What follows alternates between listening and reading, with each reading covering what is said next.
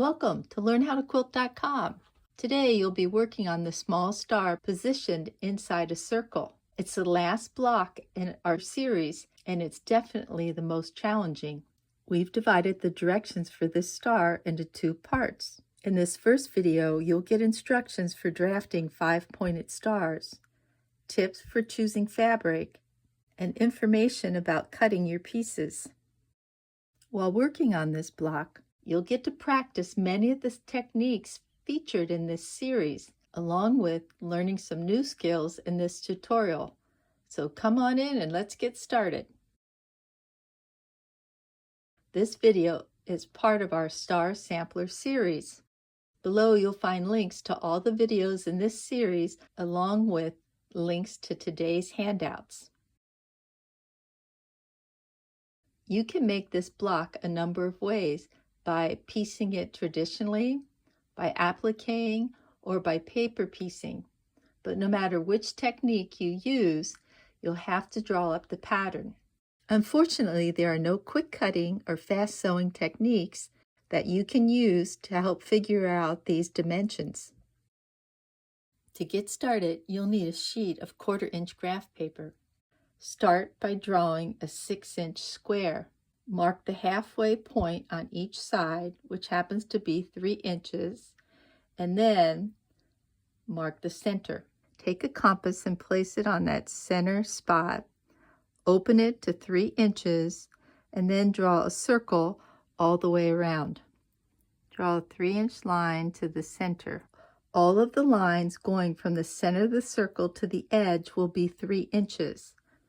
So on this circle, there's 1, 2, 3, 4, 5 lines that are going to be 3 inches long. There's also 1, 2, 3, 4, 5 shorter lines radiating from the center. So in total, this star is divided into 10 different sections. 1, 2, 3, 4, 5, 6, 7, 8, 9, 10.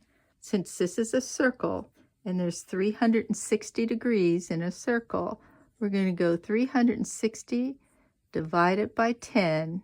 We come up with 36.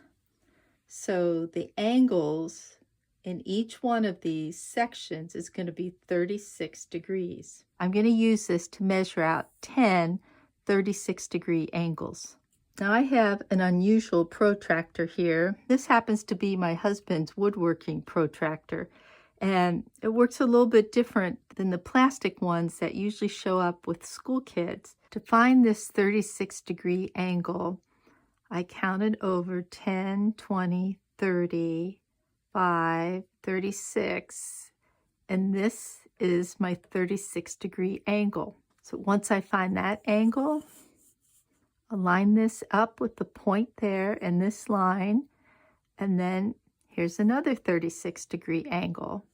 Then I'll continue lining this up on the last line drawn and then finding the 36-degree angle. I did this in pencil because I wanted to go back in and erase some of these lines. So as I said earlier, some of these lines are going to be 3 inches. And so let's see, I'm going to start at 3 right here and go all the way to the outside edge. So from 3 to 6 is 3 inches. Now on this piece, I only want to go 1 inch and 5/8. And so if I start in the center and draw my line, I end up right here. And you'll notice that if you found your angles correctly, your line will go through like this. So if I start on the end here, I should be able to go from 0 to 3 and then add 1 inch and 5/8. So this line should be 4 and 5/8 inches long. When you finish getting all your lines drawn, you'll want to connect these points. The distance between these points should measure 2 inches. I'll add a 1/4 inch seam allowance around the outside edge by using a broken dotted line here. And then we'll be ready to go on and make templates.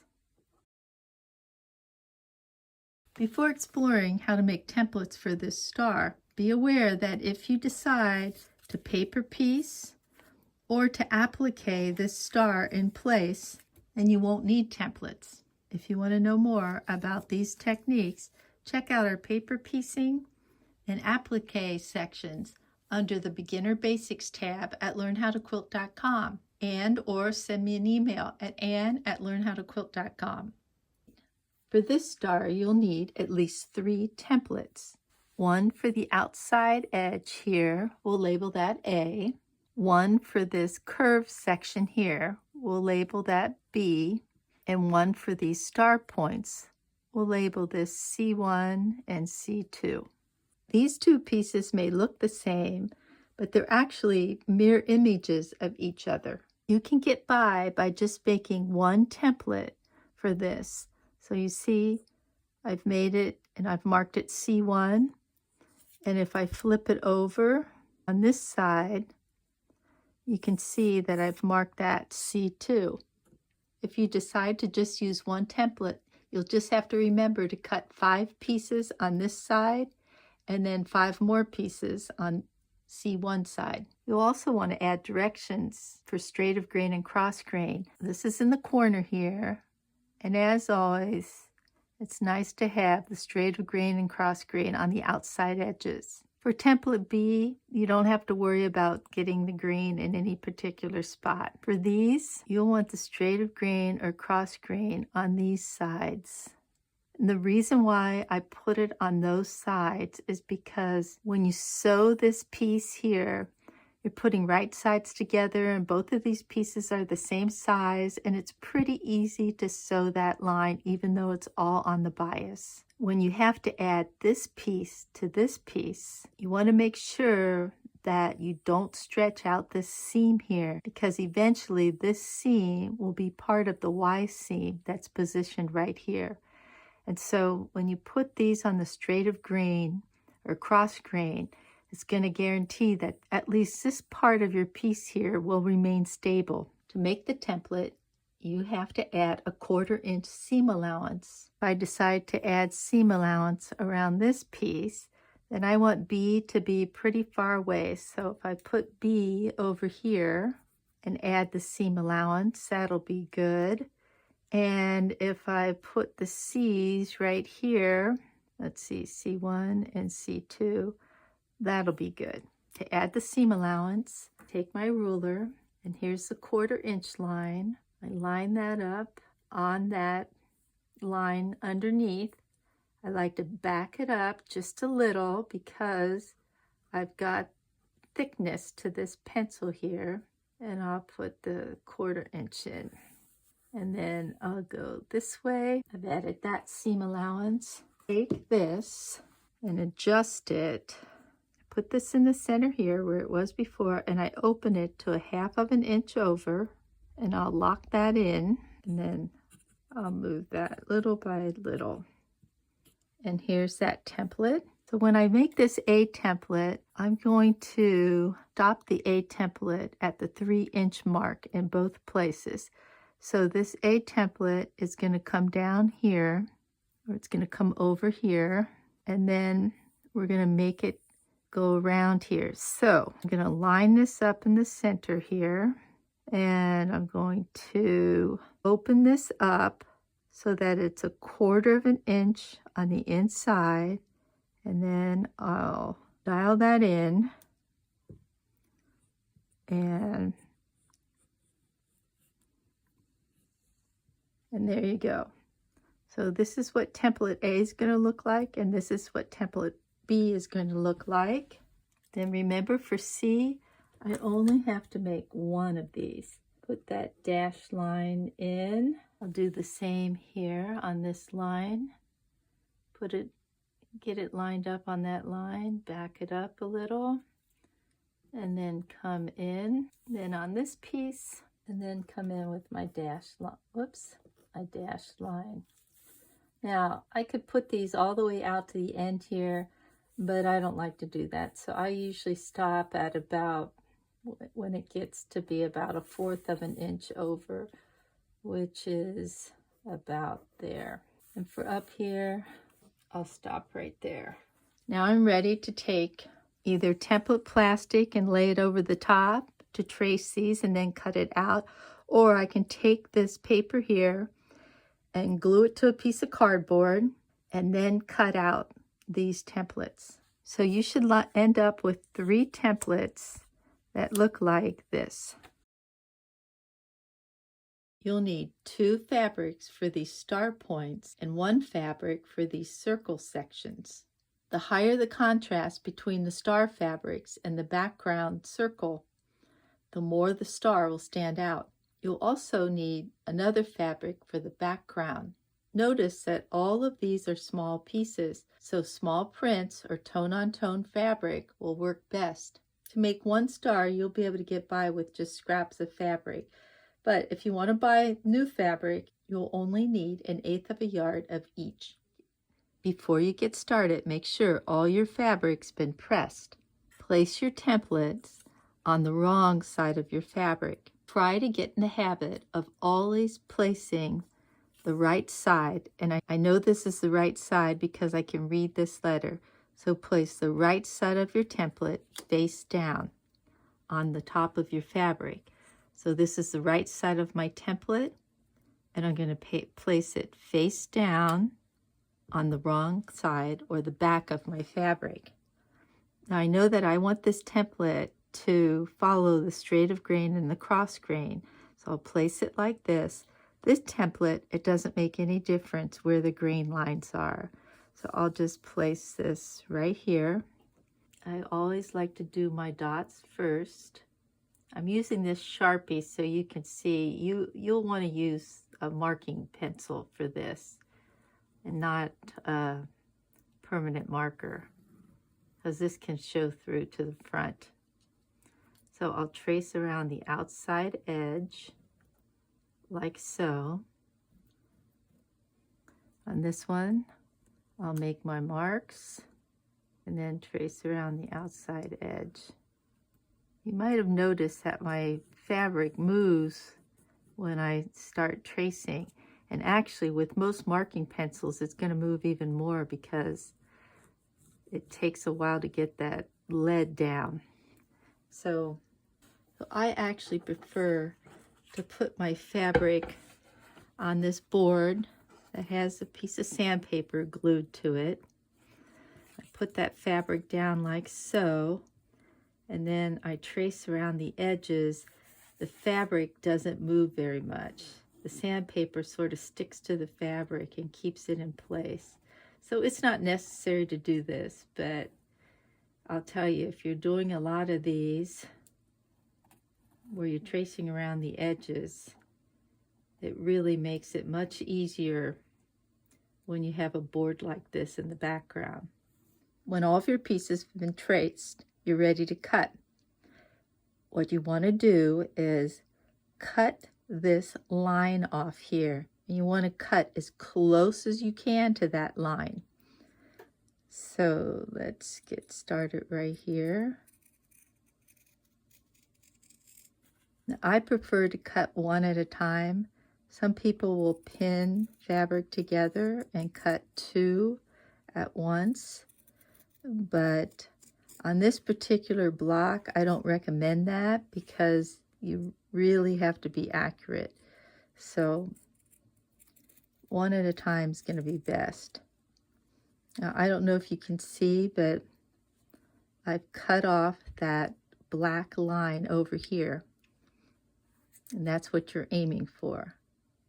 If you don't like cutting with scissors, maybe the best way to do this is to turn on a favorite TV show or turn on the radio station and cut while you're listening to something else. So there's my piece. Before we start cutting these C units, I want to make a correction here on this template. When I had you add the seam allowance, I cut off the end here at 1/4 inch, and which was okay the way I did it, but I've since gone in and put these red lines there. If you want to know where those go, I take this middle line here, line up my ruler on that, and then I move over on that line. I move over 1/4 inch and I put a 1/4 inch line there. And then the same is true here. I line up on one of these lines. You can see maybe better if I go back like this. I move over to a 1/4 inch and I put that line at a 1/4 inch. That'll just make it easier when you go to sew these together. Now, you could cut out each one of these by hand, but since this template has all straight edges, unlike these other 2 templates that had curved edges, you'll be able to use your rotary cutter.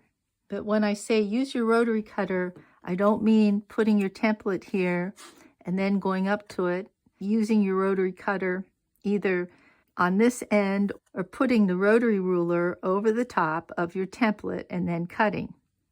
No, you're still going to have to draw around the edges. And so since these 2 pieces, C1 and C2, are mirror images of each other, if I take the fabric and put right sides together, and then, let's see, this is C2, so here's the C2 side, so I'm going to put that face down on the back of the fabric. So let's do that again. This is C2 fabric. Here's C2 template, and I want the right side of this template, C2, to go face down on the back of the fabric. I also want these straight of grain lines to be lined up, and I'll put these dots in, draw around the edges. Now I can take this, put another one over here and do the same thing, but I'm going to show you how we use our rotary cutter. So just like when you're cutting with scissors, you want to cut that ink line off. So I'll take my rotary ruler right up against that line and I'll cut. Do the same thing here. I'll put my ruler right up against that line and I'll cut. So let me lift that up and finish cutting this. So using this rotary cutter allows me to cut this out a little bit faster, and I can do 2 pieces at one time. Now I will have to go back in and mark this piece. I need 5 of these C1 pieces and 5 of these C2 pieces.